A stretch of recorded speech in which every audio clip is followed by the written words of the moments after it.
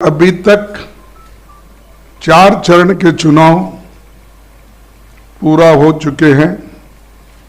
India गठबंधन मजबूत स्थिति में है। हिंदुस्तान की जनता ने मोदी जी की विदाई तय कर दी है। पूरे देश का माहौल देखकर मैं विश्वास के साथ कह सकता हूं 4 जून को इंडिया गठबंधन नई सरकार बनाने जा रही है।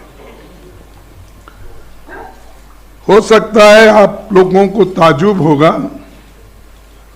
ये इलेक्शन रहने की वजह से हर लोग ये अचंभे से ही इसको देखते हैं। और 2024 का चुनाव देश का सबसे बड़े महत्वपूर्ण चुनाव है। ये चुनाव देश के लोकतंत्र को बचाने का, संविधान को बचाने का ये चुनाव है और एक विचारधारा का चुनाव है। हम 2 विचारधाराओं के बीच लड़ रहे हैं।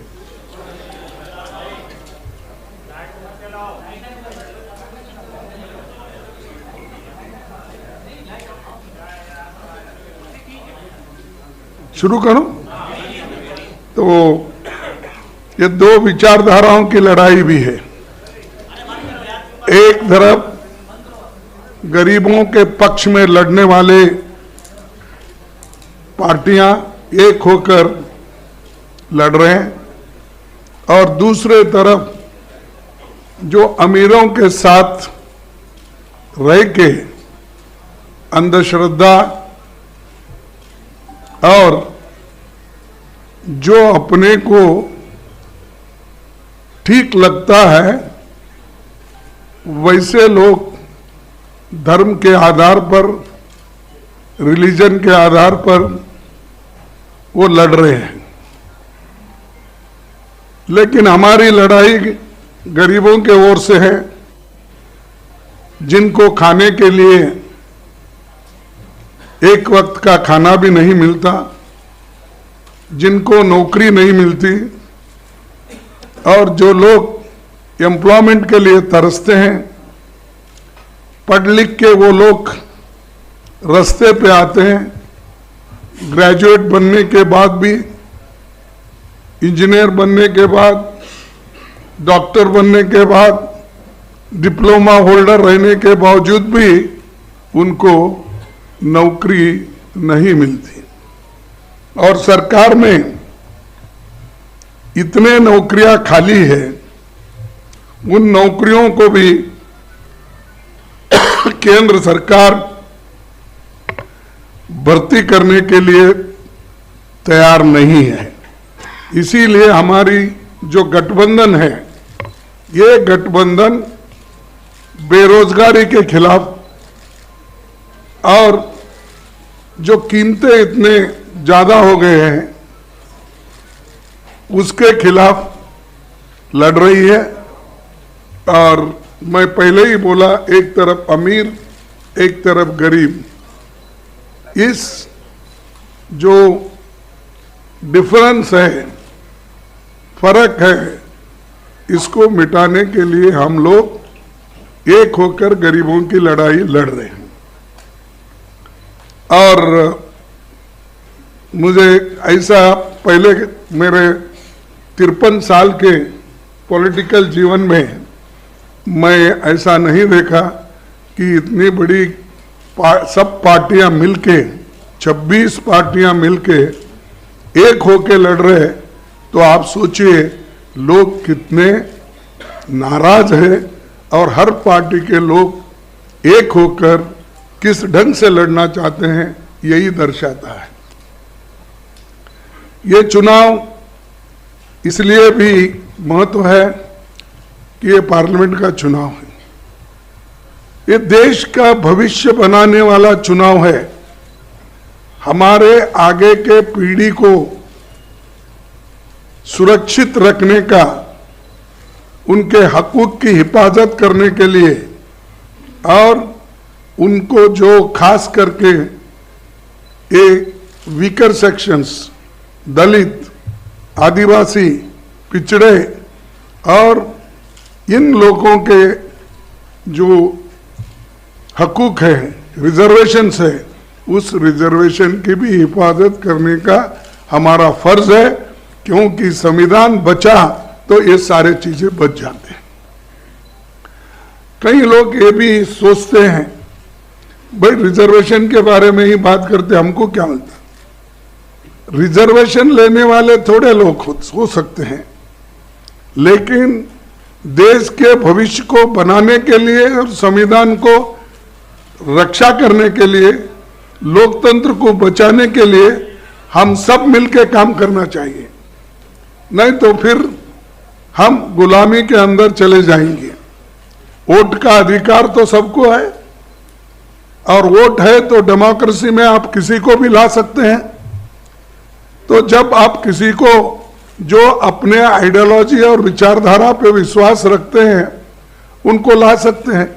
अगर डेमोक्रेसी ही नहीं, अगर ऑटोक्रेसी है, अगर डिक्टेटरशिप है, कहां से अपने विचारधारा को अपने वोट डालेंगे और किसको बोलेंगे। तो इसलिए ये जो है हम आपके लिए, आपके तरफ देखकर ये काम कर रहे हैं, और बहुत बड़ा संघर्ष भी चल रहा है। यहाँ तक कि अपोजिशन पार्टी के लीडर्स को, जहाँ पर वो बीजेपी के मजबूत लोग हैं, वहाँ पर हमारे लोगों को नॉमिनेशन डालने से भी रोक रहे हैं। यहाँ तक कि अभी से उन्होंने शुरू किया, जिस इलेक्शन एजेंट हम बनाते हैं उसको डरा रहे हैं। और बहुत से ताजुब की बात है, हैदराबाद में मैं देखा कि एक महिला बीजेपी की जो कैंडिडेट है वो तो बुर्का उठा उठा के देख रही, चिट्ठियाँ कहाँ से है, क्या है, आप देखे होंगे। तो ये ऐसी स्थिति में फ्री फेयर इलेक्शन होता है? डरा डरा के आप इलेक्शन करते हो। इसीलिए लेवल प्लेइंग ग्राउंड होना चाहिए, लेकिन फिर भी हम लड़ रहे हैं मजबूती के साथ, एक होके आगे बढ़ रहे हैं। और ये 4 इलेक्शन के नतीजे देखने के बाद हमें ऐसा है, रिपोर्ट्स आए हैं कि गठबंधन आगे है और बीजेपी पीछे है। उसके बाद देखिए, देश को तो बहुत कुछ हमने दिया है, खासकर गांधी जी ने जो आज़ादी दिलाई, नेहरू जी ने जो अपना एक लोकतंत्र का बुनियाद डाला, डॉक्टर बाबा साहब अम्बेडकर ने संविधान लिखा, और इसको पूरा गांधी जी, नेहरू जी और सब जो कॉन्स्टिट्यूंट असेंबली के मेंबर थे वो पूरे सपोर्ट करे, और वो समानता के लिए, एक होकर चलने के लिए और सेक्युलर बेसिस चलने के लिए उन्होंने पूरी कोशिश की, और वो संविधान अब चल रहा है। इसको बदलने की कोशिश ये लोग कर रहे हैं, और हम ये नहीं कहते कि हमारे पास कोई कहने के लिए सबूत नहीं है। ये तो पहली बार हमारे आरएसएस के नेता मोहन भागवत ने कहा, अगर हम आएंगे तो बदलाव लाएंगे संविधान में। और दूसरा कहा, हमारे कर्नाटक में हमको 2/3 मेजॉरिटी इसलिए होना है कि हम संविधान को बदलना चाहते हैं। और उत्तर प्रदेश से तो बीजेपी की ओर से इतने आते हैं कि संविधान बदलने की बात इतने बोलते हैं, तो मुझे ताजुब होता है, और मोदी जी चुप बैठते हैं। अगर आपके पास, क्योंकि हिम्मत की बात बहुत करते हैं आप, 56 इंच छाती तो है ही आपका, ये सब करते हैं, तो उनको डराते क्यों नहीं, पार्टी से निकालते क्यों नहीं? भाई ये संविधान के खिलाफ ऐसा नहीं बोलना चाहिए, ये देशद्रोही का काम है, ऐसा बोलिए। अगर कोई गलत स्टेटमेंट देता है उसके ऊपर इतना आप कूद पड़ते हो, लेकिन ये तो देश को बचाने का और संविधान को बचाने का, लोकतंत्र को बचाने का सब्जेक्ट है, विषय है। इस पे आप क्यों नहीं ये करते? तो वो एक, और बार बार वो अपने भाषण में मटन, चिकन, मंगलसूत्र, ये मणिपुर विषय छोड़ दिए, बाकी यही वो बोलते हुए। देखो भाई, कोई भी आपको कुछ कहना है, वोट लेना है, तो आपके काम पे वोट लो ना। मैंने ये किया, जैसा कि जवाहरलाल नेहरू जी ने बड़े बड़े पब्लिक सेक्टर्स बनाए, HMT, HAL, BEL, BHEL, ये सारे बनाए और उससे लाखों लोगों को एम्प्लॉयमेंट मिला। बड़े बड़े बांध बनवाए जिससे हमारा हरी क्रांति इस देश में आ गई। ये काम बताकर आप लोग सिर्फ मैं वो हूं, आज कुछ सुना मैं गरीब माँ का बेटा हूं, ऐसा कुछ बोल रहे थे। एक टीवी को संदर्शन कर रहे थे तो उसमें बोल रहे थे, लेकिन उनको ज्यादा दिखाते थे, टीवी वाले को जो क्वेश्चन पूछते हैं उनको कम दिखाते थे। तो वो आमने सामने हुआ कि नहीं मुझे मालूम नहीं, लेकिन ये तो हुआ, दिख रहा था। तो ये चीजें वो खुद बोलते हैं, लेकिन अपने लोगों को सुधारने के लिए देखो भाई ये गरीबों के खिलाफ है, आप बात मत करो, नहीं तो पार्टी से बाहर जाओ। अगर RSS भी कहती है तो तुम्हारी मदद मुझे नहीं होना चाहिए, मुझे देश इम्पोर्टेंट है, सब मिलकर चलना इम्पोर्टेंट है। ये बातें वो तो नहीं करते। ये आर्थिक, सामाजिक, शैक्षणिक, इसके विषय पे भी वो बात नहीं करते। तो हमको ये कहना है कि हम सब मिलके, गठबंधन के पार्टीज मिलके, हम विशेष ध्यान देकर जो न्याय स्कीम्स हमने लोगों के सामने रखा, 5 न्याय और 25 गारंटी, उसके अलावा भी यहाँ पर जो लोकली स्टेट में बनते हैं वो भी उसमें बहुत जगह जो हो सकता है उसमें शामिल कर सकते हैं बाद में। और ये इसलिए मैं कह रहा हूँ कि एक खास करके दलित, आदिवासी, पिछड़ों, महिलाओं और आर्थिक रूप से कमजोर लोगों को भी आगे लाने के लिए ये जातीय जनगणना हम करने वाले हैं।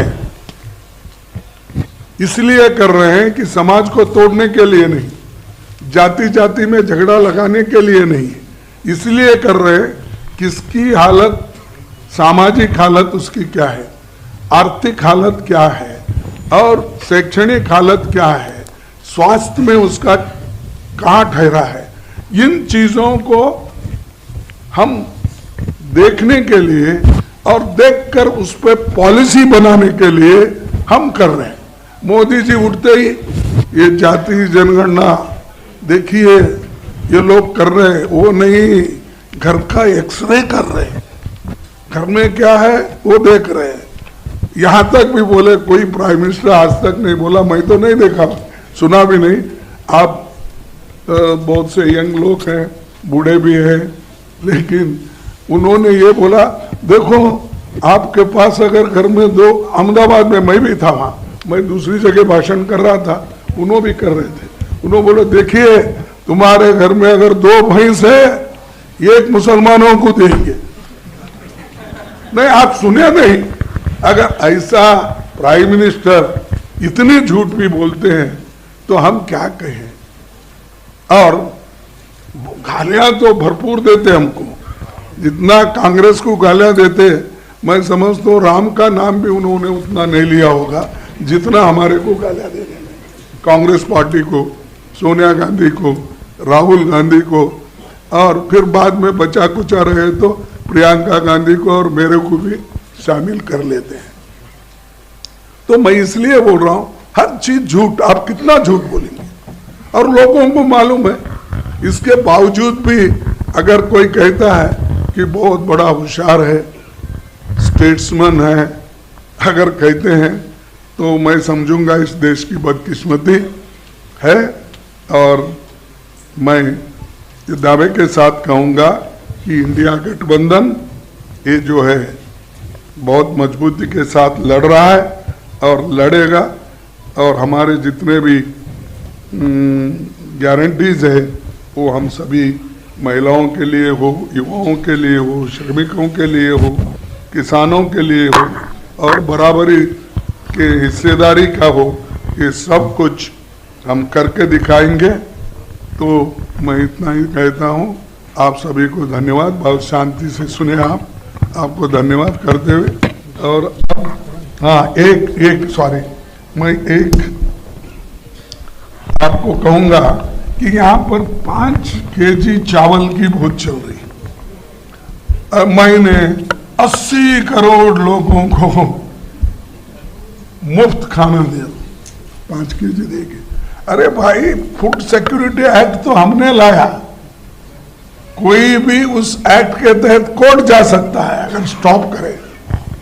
तुमने तो कुछ भी नहीं किया, लेकिन मैं इतने 80 करोड़ लोगों को खाना, आप 5 किलो दे रहे हैं ना, हम गठबंधन की सरकार अगर आएगी हम 10 केजी देंगे, 10 केजी। पहले का जो भी है वो तो है, लेकिन 10 केजी हम देंगे। और ये गारंटी के साथ इसलिए कह रहा हूं कि हम जो करे हैं, देख, अब कर्नाटक में हम किए और तेलंगाना में हमने किया, हम तो स्टेटों में किए। ये लोग आगे देने वाले 5 केजी मैं दे रहा हूं और मैं उसको आगे देखूंगा, ऐसा कुछ बोल रहे हैं। तो ये जो है, जो कुछ हुआ, ये हमारे गारंटीज कहीं हम बोल के नहीं करें, या मनरेगा का हो, या फूड सिक्योरिटी हो, या आरटीए हो, या आरटीई हो, ये सारी चीजें मन से किए गरीबों के लिए। तो ये चीज मुझे कहना था। धन्यवाद।